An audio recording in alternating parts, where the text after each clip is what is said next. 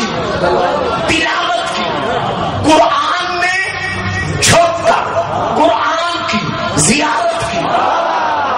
فکرہ دے رہا ہوں جو مجھے سنتے رہتے ہو ان کے لیے ہے، باقی شاید نہ لے سکے۔ قرآن نے قرآن سے کہا قرآن قرآن پڑھ۔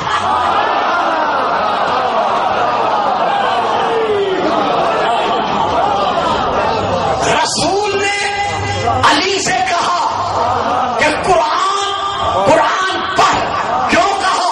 تاکہ پتہ چل جائے کہ جس محمد کا آنے والا وزیر ایک لمحہ کے لیے قرآن سے غافل نہیں ہے، تو ایسے علی کا نبی 40 سال تک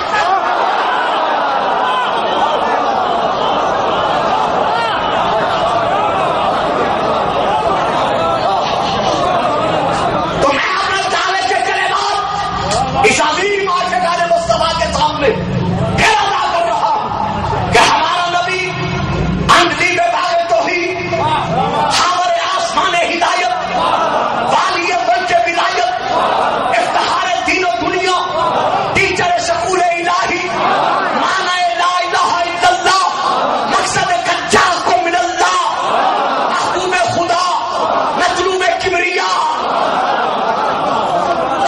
شہنشاہ دو عالم، جانے جانے دو عالم،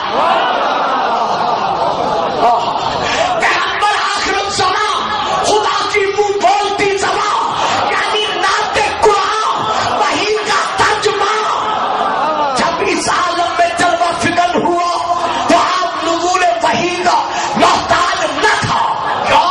پڑھیں قرآن، سنیں آیت، جائیں علماء کے پاس، لے جائیں میرا کیسٹ، جا کے تسلی کرائیں۔ اللہ ارشاد فرما رہا ہے میرا حبیب وَلَا تَعْجَلْ بِالْقُرْآنِ مِنْ قَبْلِ أَنْ يُحْشَرَ إِلَيْكَ وَحْيُهُ۔ میرا حبیب جب تیری طرف وحی نازل ہوتی ہے تو اس وحی کے مکمل ہو لینے سے پہلے قرآن پڑھنے میں جلدی نہ کیا کر، دل میں تھا کر رہتے تھے۔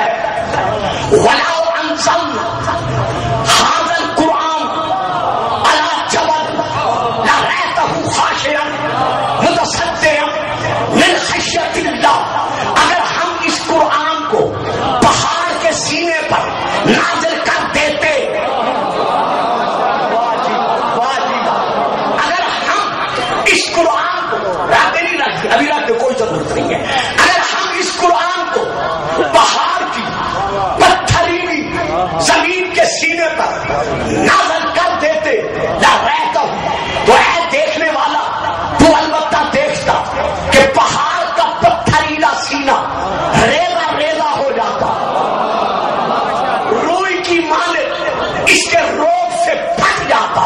تو جو قرآن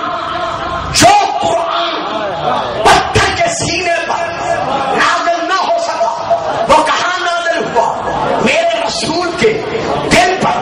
تو نزول قرآن کے وقت نہ رسول کے دل میں ہیجان ہوا، نہ نبی کا ذہن پریشان ہوا، نہ رسول کے دل میں طبیعت میں، میں بات نہیں کر سکتا جی، صرف فکر دے رہا ہوں، آگے بڑھ رہا ہوں، گھنٹے میں بات کر رہا ہوں، نہ رسول کی طبیعت میں دل میں ہیجان ہوا، نہ محبت کا ذہن پریشان ہوا۔ تو جب نزول قرآن کے وقت محبت کا ذہن پریشان نہیں ہو سکتا، تو معمولی بخار کے وقت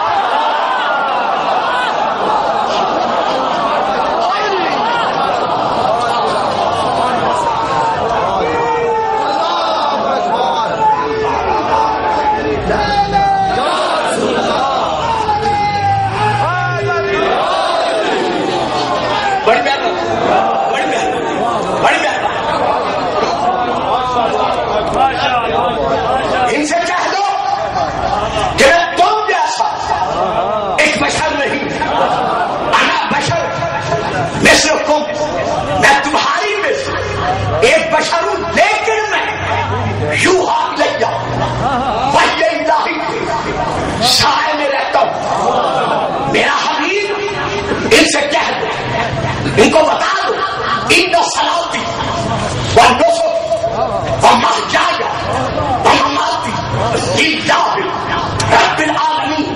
قل، ان سے کہہ دو میری طرف سے، ان صلاتی میرا نماز پڑھنا، ونسکی اور میرا عبادت بجا لانا، ومحیای اور میری زندگی کا ایک ایک سانس، ومماتی اور میرا رب کی طرف رجوع کرنا، للہ رب العالمین، یہ عالمین کے رب کے لیے ہے۔ جب ہر فیصلہ محمد کے حق میں رب کا مانتے ہو، تو پھر یہ بھی مانو کہ محمد تمہارے بندوں میں سے کسی کا باپ نہیں۔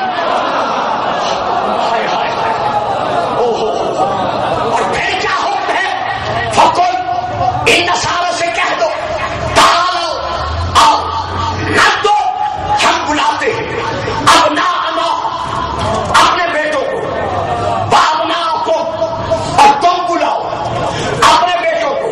اب وہ بھی آیت، یہ بھی آیت، وہ بھی قرآن، یہ بھی قرآن، اس میں فیصلہ کیا ہے کہ محمد تمہارے بندوں میں سے کسی کا باپ نہیں۔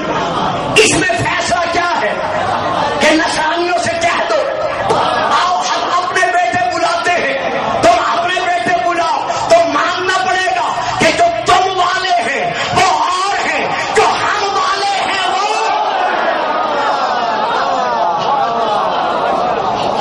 نہیں۔ صاحب جیسے میں چاہتا تھا شاید میں ویسے ادا نہیں کر سکتا، جو آپ پھر اکثر خاموش رہتے ہیں۔ نمبر 1 تفسیر الکشاف، نمبر 2 تفسیر علامہ فخر الدین رازی کی الکبیر، نمبر 3 علامہ جلال الدین سیوطی کی تفسیر در منصور، نمبر 4 تفسیر خازن، نمبر 5 تفسیر فتح بیان، نمبر 6 جناب المودت، نمبر 7 الفصول المہمہ، نمبر 8 کفایت الطالب، نمبر 9 اردو میں ارجح المطالب۔ میں ان تمام اپنے بڑے بھائیوں کی کتابوں سے لے کر تفسیر عرض کر رہا ہوں۔ نمبر 10 تفسیر رفاعی، حضرت علامہ سید محمد عرب رفاعی کی تفسیر عربی میں ان سب سے